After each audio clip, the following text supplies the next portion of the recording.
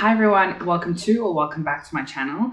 So last week we spoke about Rodney Alcala. If you haven't seen it, I will link it up here for you.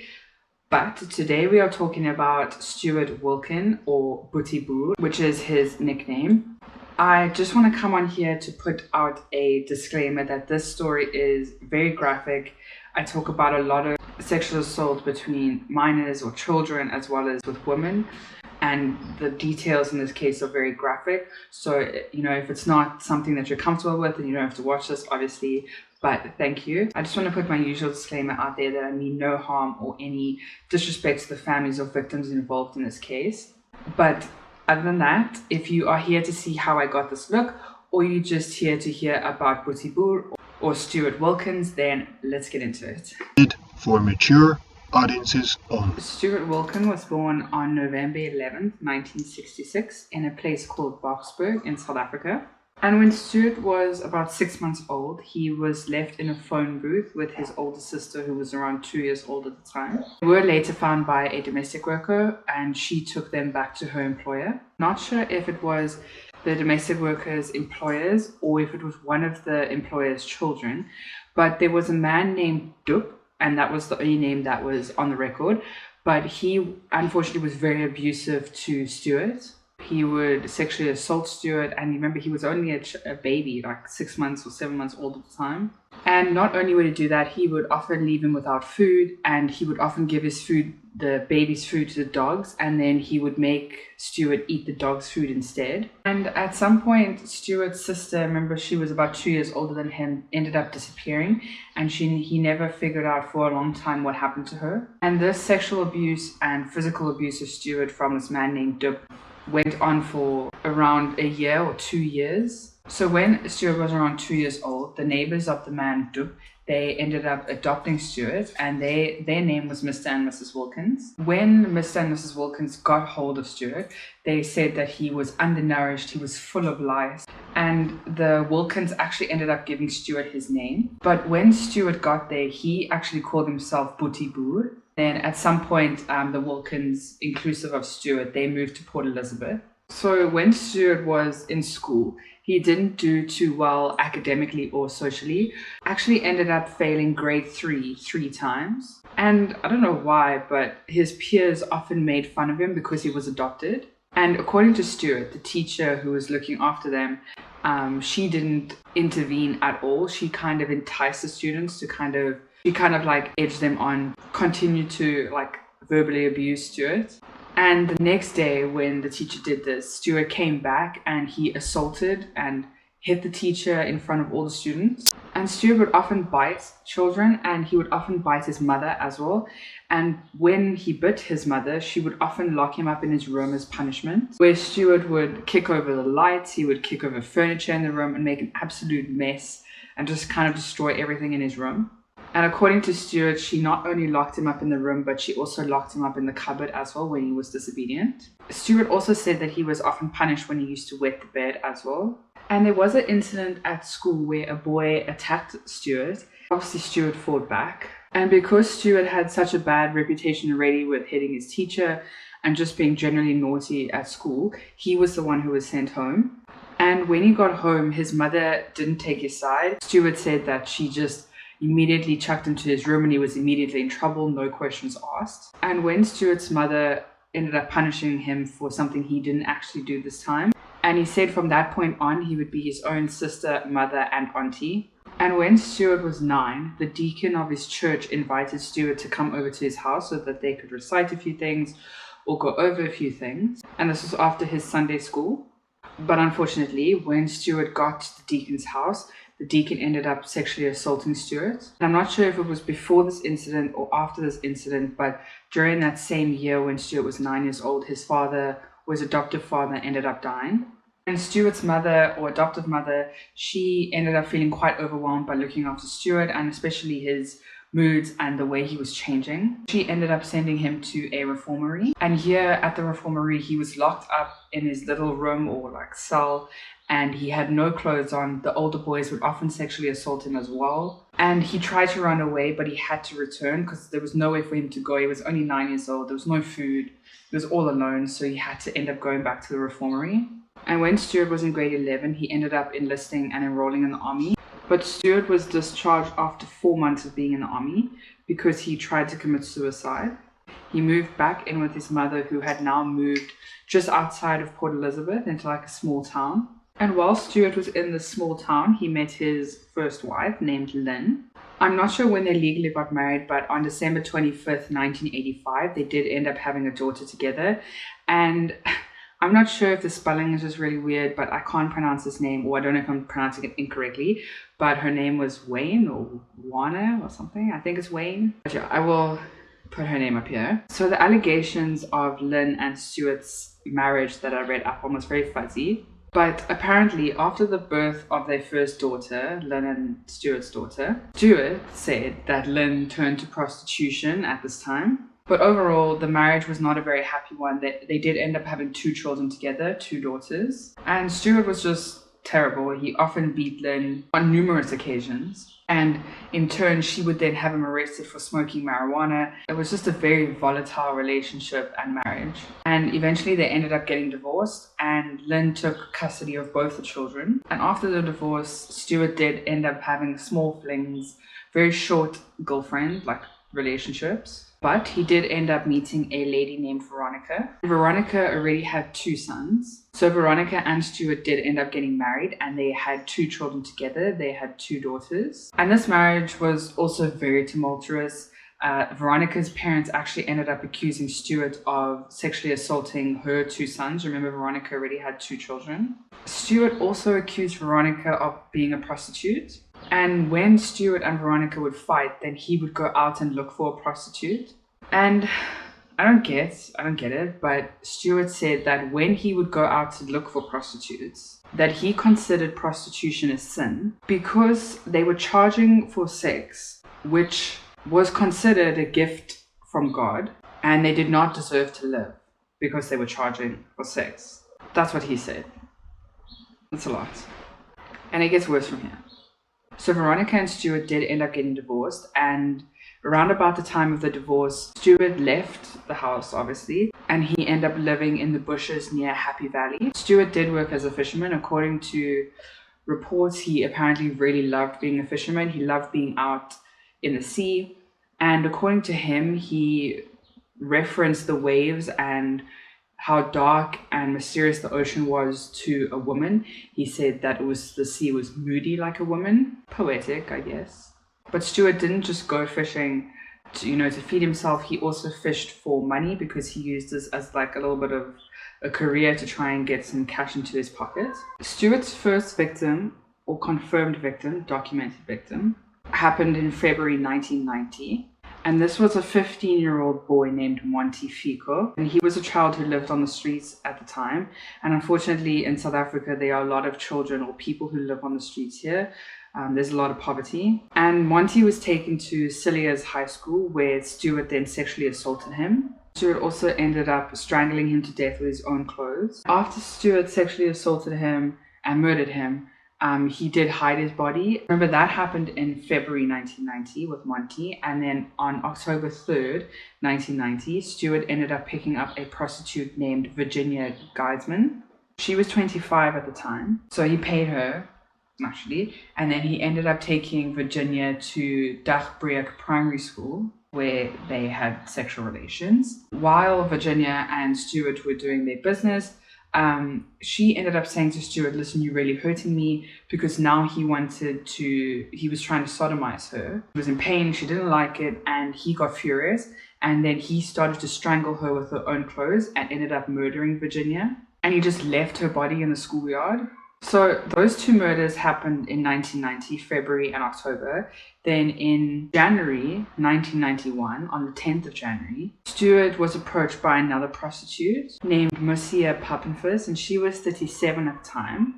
Stewart was staying at the Red Lion Hotel at the time. So while he was there, they just went to St. George's Park, which was apparently close to this hotel. And Marcia asked for payment before, the act, obviously.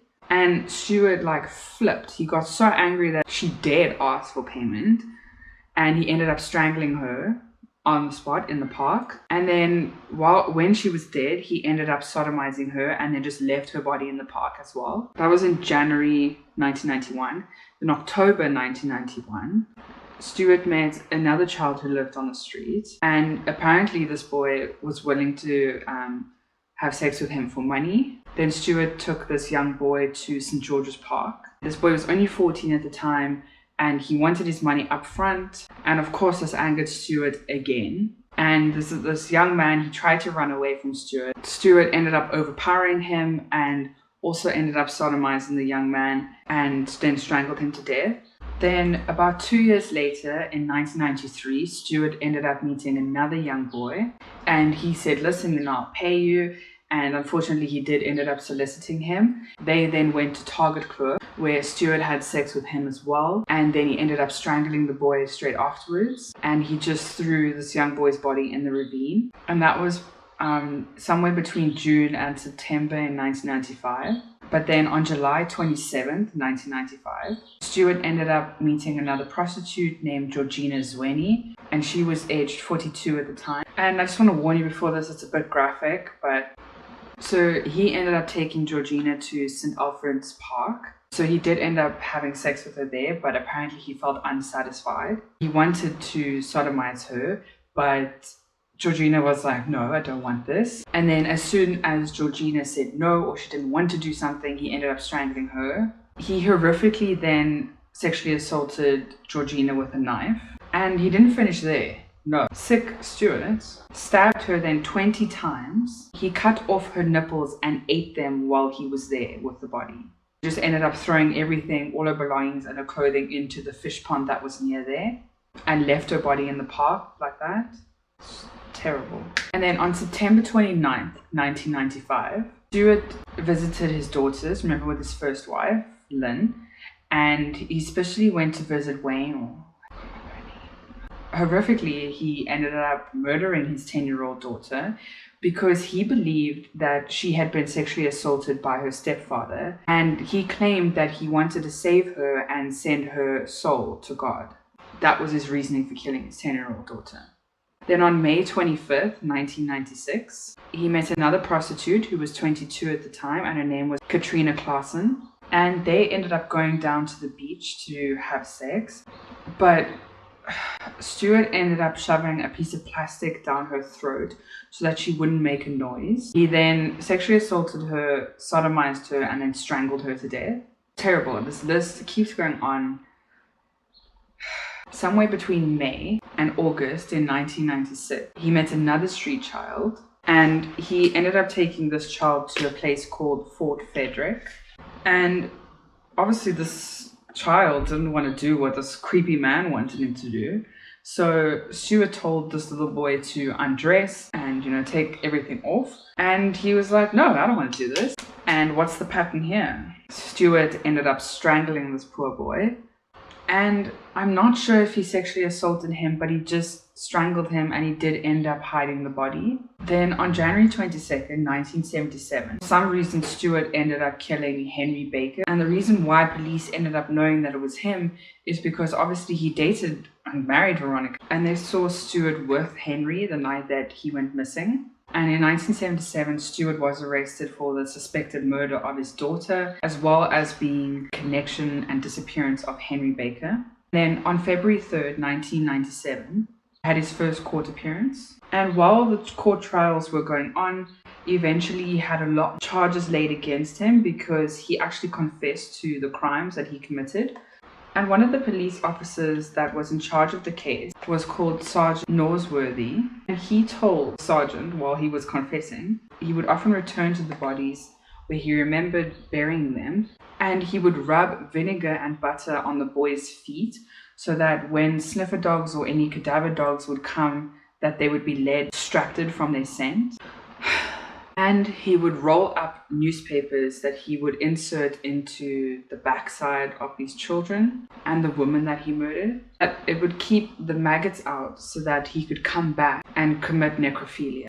Dr. Mickey Pistorius, who was, I think, one of the psychologists who testified at Stewart's trial, she said that serial killers like Stewart cannot be rehabilitated. And at least one time during the trial when Dr. Pistorius was testifying, Stewart got up, asked to go to the bathroom, and then when passing Sergeant Norsworthy, remember the sergeant who arrested him, said that he was going to the bathroom in order to masturbate. Stewart's defense didn't contest any of the 7 murders or sodomy charges, but with regards to the other charges of murder or sexual assault as well as sodomy, his defense said that there was not enough evidence to prove that Stewart was involved without any reasonable doubt.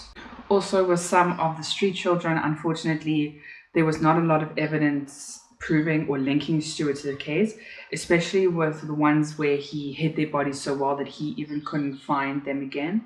And Mr. Justice Chris Jansen, who was the judge at the time, he agreed to Stewart's defense that there wasn't enough evidence to put him to all the murders, only around 7 of them. So he found Stewart guilty on 7 counts of murder and 2 counts of sodomy. And that was on February 20th, 1997. And the murders that he was accused of was only the murders of Henry, his daughter, and Monty, as well as the 4 other women. Unfortunately, he was not convicted of any of the street children's murders. And then on February 23rd, 1998, Stewart was sentenced to 7 life terms in prison. And Mr. Justice Chris Jansen, who remember was the judge at the time, he said that Stewart needs to be removed from the community, and that if the death penalty had still been around in South Africa at the time, he would have given him that. And he also mentioned that everyone who was witness to the videos and horrible crime scene photos that was being shown in the trial, almost everyone turned away except Stewart. He just looked blankly at the screen. Remember Veronica, one of Stewart's wives? She actually ended up coming to the trial, and when Stewart was sentenced and he was about to be taken away, they ended up chatting for a few minutes and actually ended up sharing a very long and passionate kiss. And somehow, I'm not sure how, but Sergeant Norsworthy did end up finding Stewart's biological mother, and apparently his sister, who had disappeared, did end up being reunited with their biological mother shortly after she disappeared. And Stewart's mother asked Sergeant Norsworthy to tell Stewart that she loved him despite what he had become. And Stewart Wilken is still in jail, and he's at the St. Albans prison. Apparently, while Stewart is in this prison, he is being tormented and has hallucinations where he believes that the ghosts of his victims are now haunting him. And remember Dr. Pistorius, who was at Stewart's trial, she says that now that Stewart is behind bars and he can no longer be the aggressor and show all this anger to his victims, he is now back and he is now playing the victim. That is all I have for you on this case today. As I said, it was a very hectically graphic true crime story this week, but I hope that you enjoyed it as much as you can, or hope that you were entertained. I do find this case very interesting because, again, it's one of those cases where are you born bad, or do circumstances make you bad and make you a killer? And I don't know, I think that, I don't know, this case is difficult to determine which one that is. Obviously Stewart did horrific things and he definitely deserves to be where he is now. Yeah, I hope that you found this Boetie Boer case interesting, or Stewart Wilken's case interesting. Thank you again for joining me to hear this far and to listen to all of this. I hope that you are staying safe. Please stay safe out there. And I hope to see you again next week, where we share more true crime stories. And I hope you have a great day further. Thank you again for joining me here, and bye.